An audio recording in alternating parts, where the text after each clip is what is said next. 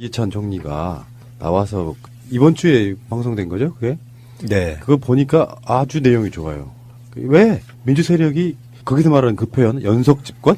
네. 그 표현을 했는지를 이제 좀 이해가 좀 더 되는 그런 기분이에요. 이런 세력들은 몸에 배어있는 그 습관들 때문에 아예 뿌리를 뽑아내지 않으면, 소멸시키지 않으면 대한민국 발전에 정말 굉장한 조회 요소가 저는 된다고 보는 거거든요. 연속 집권에 대한 그 두 분의 생각 좀 말씀해 주십시오. 그거는 제가 조금 말씀을 드릴게요. 예. 제가 그날 사실은 이총리께서 계속 집권을 쭉 말씀하셨는데 저는 요새 연속 집권이라는 용어를 씁니다. 그랬더니 맨 마지막에 이총리께서 연속 집권이라는 게 조금 더 나을 것 같다고 말씀을 해주셔서 제가 아주 기쁘게 이렇게 마무리를 했죠. 아마 이 얘기를 가지고 이 보수 언론, 수구 언론이나 이런 데서는 거 봐라 이제 이 때도 아닌 때 무슨 장기 집권 음모를 드러냈다는 둥 택도 아닌 얘기를 했다는 둥 참 이해찬 저 분위기 모르고 지지율 떨어지는데 역시 말실수했다 이렇게 분명히 할 겁니다. 근데 저는 전혀 그런 문제가 아니라고 봐요. 이 문제는 조금 짚을 대목이 있다고 봅니다. 우선 첫째는 정당이 권력을 끊임없이 창출하려고 하는 것이 당연한 자기 임무라는 것은 뭐 굳이 얘기할 필요도 없이 그런 차원을 떠나서 그날 저희가 이 얘기, 연속 집권의 이야기를 했던 배경은 첫째는 다 아는 바지만 김대중 노무현 두 번의 집권 경험에도 불구하고 그때 어떤 복지국가로 가는 비전, 심지어 노 대통령 때는 비전 2030을 했잖아요. 그리고 두 번의 정상회담 이런 것까지 해서 야 이제 적어도 한반도의 평화를 뒤로 돌리기는 어렵지 않겠는가라고 생각을 했는데 결과는 어떻게 됐어요. 이명박 박근혜 9년 동안에 완전히 이렇게 뒤로 갔던 경험이 있기 때문에 그래서 그날 이해찬 의원님하고 얘기를 나누면서 이번에 집권뿐만 아니라 계속해서 집권을 해서 정책의 틀을 기대하기는 할 수만 있다면 20년이건 30년이건 뿌리를 내려야 된다라는 얘기를 한 거고요. 또 하나 매우 중요한 얘기를 했는데 이총리께서 이런 표현을 썼어요. 저는 그 전적으로 공감하는데 우리는 서구 복지국가처럼 시민사회와 노동이 그렇게 센 나라가 아니지 않느냐. 그렇잖아요. 서구 복지국가는 시민사회와 노동이 강하면서 20년, 30년 복지국가를 만들어갔단 말이에요. 우리는 현실적으로 상대적으로 그 시민사회와 노동이 그렇게 강하지 못하고 더불어민주당이 우리가 장기 집권을 하고 싶다 그런 뜻이 아니라 합리적인 중도 진보 세력의 정당으로서 당원들이 늘고 있는 그리고 현실 정치가 큰 영향력을 갖고 있는 나라에서 그래도 집권 가능성이 가장 높은 세력이잖아요. 그렇기 때문에 정당, 현재의 집권당인 더불어민주당이 굉장히 중요한 거예요. 그런 의미를 얘기한 것이고 또 하나 말씀드리겠지만 생각을 해보십시오. 지금 만약 더불어민주당의 핵심적인 사람들, 당직자나 지도부나 당원들이 우리는 계속해서 집권해서 적폐를 완전히 뿌리 뽑겠다라는 소명감을 불태우지 않는다면 저는 엄청나게 잘못된 거라고 생각합니다. 우리 한 번 하고 말겠다? 두 번 하고 말겠다? 저는 아니라고 생각해요. 집권당이 계속 집권할 수 있는 길은 딱 두 개입니다. 하나는 겸손한 거고요. 둘째는 부패하지 않는 겁니다. 하나 더 한다면 세 번째는 긴장감을 유지하는 거거든요. 정치적, 정책적 긴장감. 그렇게 하겠다는 야당 때는 권력을 잡기 위해서 지난 대선 때 우리가 뭉쳤잖아요. 그런 어떤 결사적인 의지가 있지만 아차하면 집권당은 흔들립니다. 근데 그렇게 하지 말자는 자기 검열과 자기 통제를 계속 해나가려는 그런 의지가 있고 자기 혁신을 해야 되는 거거든요. 저는 결국 그 얘기는 끊임없는 자기 혁신으로 이어져야만 되는 건데 그런 얘기를 한 거거든요. 그렇기 때문에 이 얘기를 수구 세력이 씹겠지만 저는 씹으면 결국 그 안에는 저러다 정말 저들이 계속 집권하면 어떻게 하지 않은 두려움이 있을 거라고 봅니다. 그래서 저는 지금 지지율이 뭐 일시적으로 출렁거린다 뭐 어쩐다 하지만 이럴 때일수록 저는 강하게 우리가 마음을 먹어야 된다고 봐요. 흔들리면 안 됩니다. 그리고 반드시 우리는 연속 집권을 통해서 한반도의 평화, 복지를 완전하게 민주주의를 자리 잡아야 되기 때문에 저는 이 총리 말씀 굉장히 잘했다 이렇게 생각하고 이 얘기까지는 안 하려고 그랬는데 지금 저 수구정당 하는 꼬라지를 보면 저들이 집권할 가능성은 없어요. 하면 안 돼요. 홍준표 방식의 저런 보수 게다가 뭐 유승민 안철수 방식의 저런 소위 보수 대체의 노선 저건 안 되는 거거든요. 저는 개인적으로요.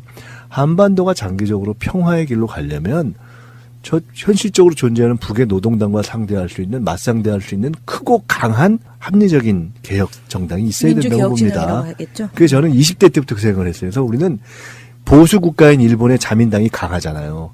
역으로 우리는 진보적인 국가이기 때문에 아주 합리적이고 개혁적이고 진보적인 이 민주당이 아주 강하게 오랫동안 집권을 해야 하고 그러도록 노력해야 하는 것이다. 이게 우리의 사명이다. 저는 이렇게 생각합니다. 자유한국당의 이제 프레임은 북한 문제 관련해서 뭐 채널A 같은 보도들에 보면 막 6개월 전 인터뷰 갖다 쓰고 하면서 젊은 층도 자극하고 무슨 북한에서 하는 평양올림픽이냐 막 이렇게 하면서 막 흔들어 댔어요. 그래서 한 3, 4%뭐 이렇게 뭐 한 5% 이렇게 빠졌다고 치면 거기서까지는 좋은데 문재인 대통령 지지율이 평균 70% 이상이었기 때문에 분명히 거기에는 보수층들의 지지가 있었을 거고 북한 이슈 같은 걸로 해서 뭐 몇 프로 빠질 수는 있는데 문제는 그 표가 자기들한테 안 가고 마침 이번에 그 국민의당하고 바른정당 또 그런 여론조사를 보면은 오히려 그 신당이 자유한국당을 앞서는 여론조사도 있잖아요. 그렇죠. 그러니까 굉장히 똥줄이 탈 거예요. 그러니까 막 똥줄이 타니까 그건 같은 말들을 쏟아내면서 관심을 받아보려고 하는데 결론적으로 자기들 표현은 도움이 안 되는 형태로. 총기 난사를 하는 네. 거죠. 정말 거의 총기 난사 수준이죠. 거의 총기 난사 수준이죠.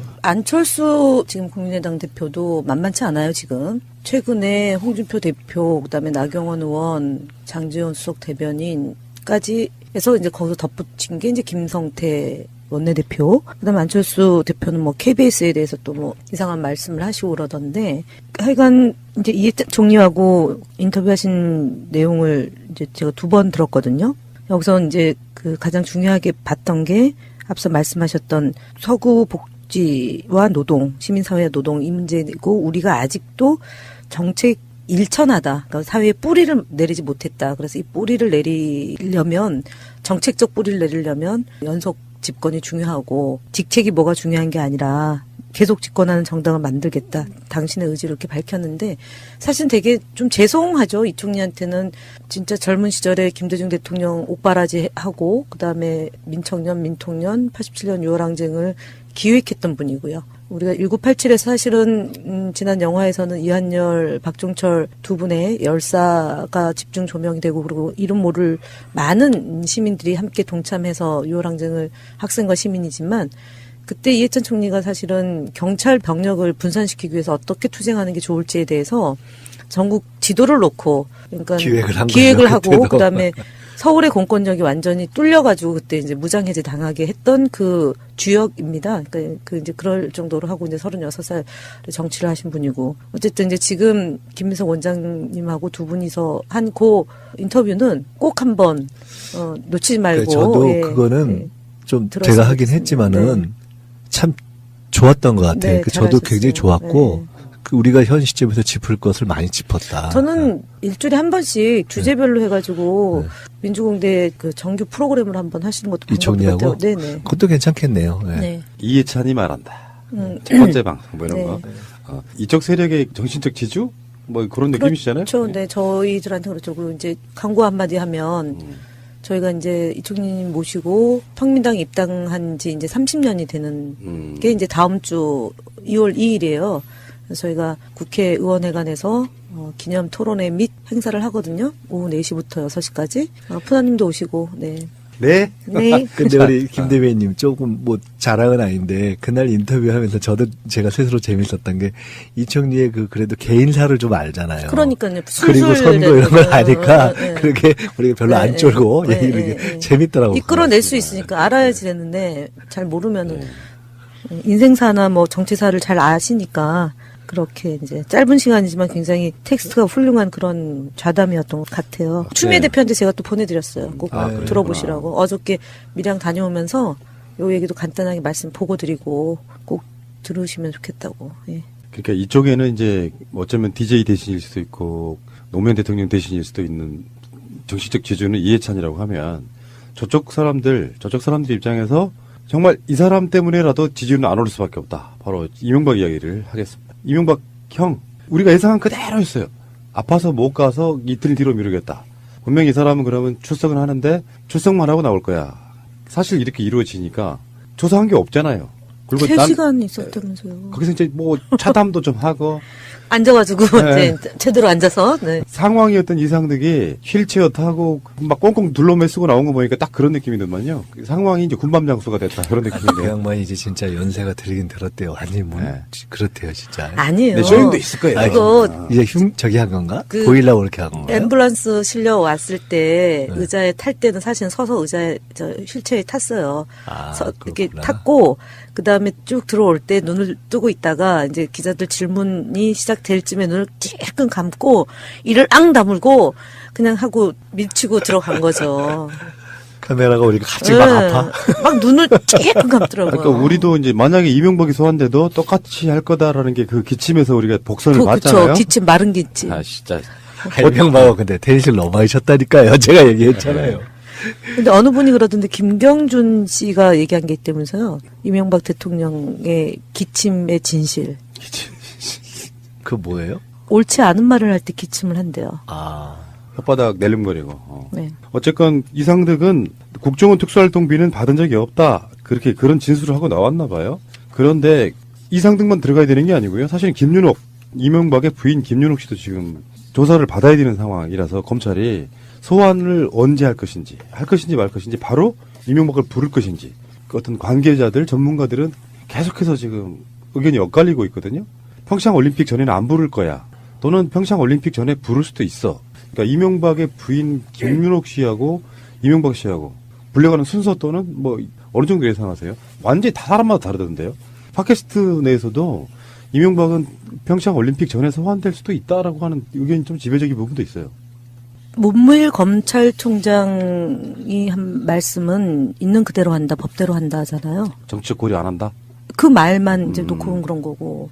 청와대는 어쨌든 초청장을 보낸다는 거고요. 보냈어요. 그러니까 네. 보낸다는 거고. 지금 진행되는 거로 보면 이미 소환을 했어도 12번은 더 했어야 될 사안인데 이제 정책 고려가 없다 있다는 거는 이제 뭐 많이 얘기할 수 있지만 어쨌든 고려가 있는 것 같은데 2월 9일이죠. 2월 8일이고 그러면 한 열흘 이제 남아 있는데 지나고 가는 거 아닌가요? 원장님은? 뭐 저는 제가 수사한다면은 음. 그냥 본인 일찍 부를 것 같아요.